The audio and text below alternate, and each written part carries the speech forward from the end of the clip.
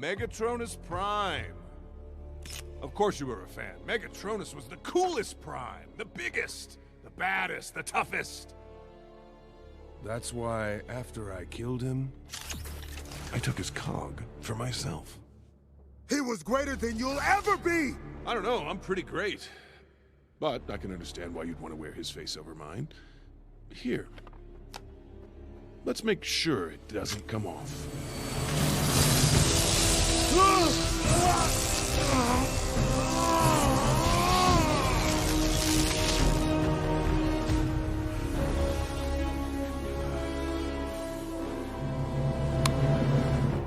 Sentinel Prime seen the darkness in D-16 already. That's why he did him like that. He's seen the greed and genuine desperation in him. Alita once told Orion Pax she was trying to actively ruin his life. Ruin, meaning to make worse or not good anymore. Now I ask you, does that sound like something or someone with nothing to live for? Since the beginning of the movie, Alita was always seen making an effort to move up. Meaning that in Iacon City, there was a hierarchy of some degree. Enough for Alita to feel the way she did about being demoted on the account of Orion Pax's quote-unquote breaking of protocol. Ladies and gentlemen, I'm now going to take the time out to enlighten you and do my part in the universal balancing of forces. Unfortunately, D-16 was in fact an empty soul. It is clear, especially in the scene where Orion wakes him up out of his sleep. I credit the directors and screenwriters and everyone involved for perfectly generating such an uncanny feeling with this scene. Orion Pax resorts to knocking on him like a door for him to awaken. Yes, they're robots, but the fact that he was standing just added to the eeriness of him not hearing Orion's voice, and then the sudden blinking and movement after appearing inanimate for so long is peak horror. My point is, this scene seems to represent the emptiness that is D-16. When D-16 awakens to hear Orion's plan to participate in the Iacon 5000, which is illegal, he immediately shrugs it off and doesn't even humor the idea. And the fact that he himself was excited to see the race, it just shows us that there's clearly a sense of genuine and pure happiness to be felt in Iacon City. D-16 looked up to a certain Prime known as Megatronus Prime. He was the coolest Prime, the biggest, the baddest, the toughest. Now, quick note, for him to be a fan of Megatronus, he clearly had to be aware of at least some verified lore. Meaning D-16 knew Megatronus Prime was evil. And what do they say about one bad apple? Megatronus was one of 13 primes. It seems like they weren't as hive-minded or as one as Primus initially believed. Agendas, it seems. They all developed different agendas, and Megatronus's, in any lore except maybe T1, was very bad. Sentinel was a principal aide. He was basically their police force over Cybertron. As I stated in my first video, Sentinel saw the imminent decline and destruction of Cybertron and made a tragic decision to save and protect the citizens of Cybertron, and in doing so, he gained power and became a king and an admired hero who saved all that was left of the Cybertronian race. Sentinel was indeed bullying D-16 when he branded him, but in reality he was sparing him and did not wish for him to die. At least not then and there. He was going to jail for breaking the law with Orion Pax. Even if he was getting the death sentence, If you're evil and feel exposed, why even bother with the justice system? Why do you think Zeta Prime had the matrix of leadership and not Megatronus, since he was considered the greatest one? Because he wasn't. And Sentinel was trying to tell D-16 that, but he was too blinded by jealousy to listen.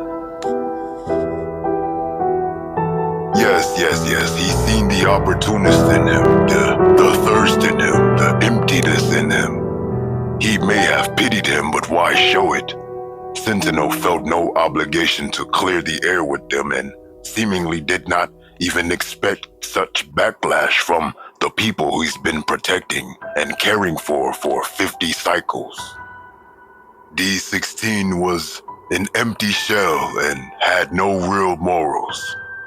At first, his anger is more towards Orion Pax for getting them in such a compromising, scary, revealing, and traumatic situation. But then, after he voices his inner desire to destroy Sentinel Prime, the cowardice Alpha Trion grants them the cogs of the fallen primes. You know, to help these people who've never killed anyone before, go kill the ones who are responsible for them having the luxury of not having to kill someone for 50 cycles.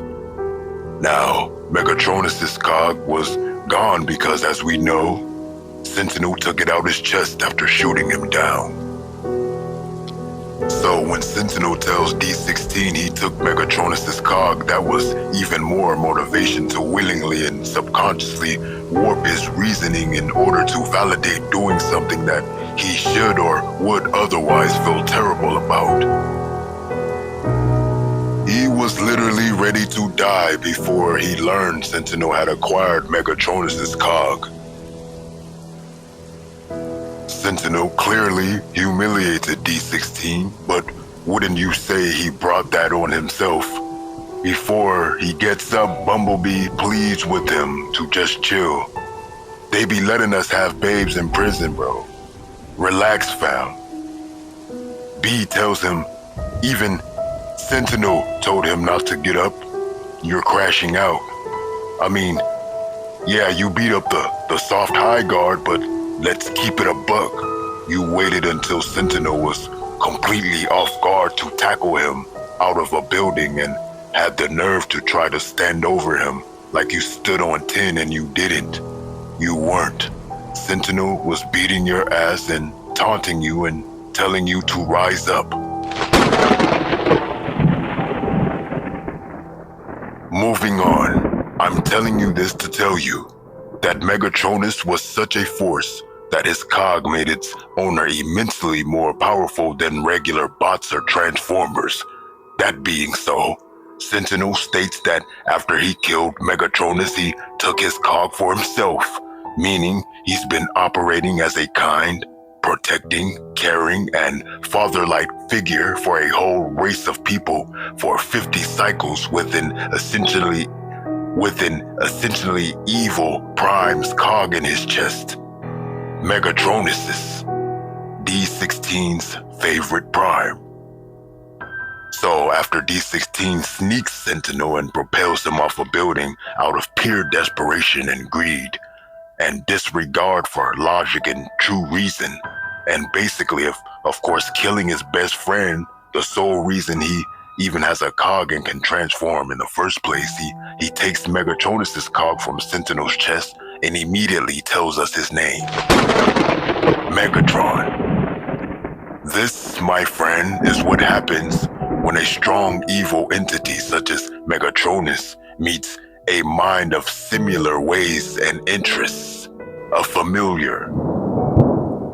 You see, when Sentinel took in Megatronus' cog, he did not go on a killing spree. He did the opposite, harnessing Megatronus' powerful evil aura for good deeds, and had validated reasons in his betrayal that could not be easily explained to great masses of people without disorder. However, after D-16 takes it, he immediately tells us he is Megatron, signifying the reincarnation of Megatronus through D-16. This is made possible due to the alignment of complex forces and predicaments. I want you to think about this. When Sentinel took in Megatronus's cog, did he change his name to a Megatronus motif? Absolutely not. As I stated before, the only reason Energon stopped flowing was because Primus did not approve of Sentinel's method of obtaining the power he had. However, he was successful at making the changes needed to preserve his race.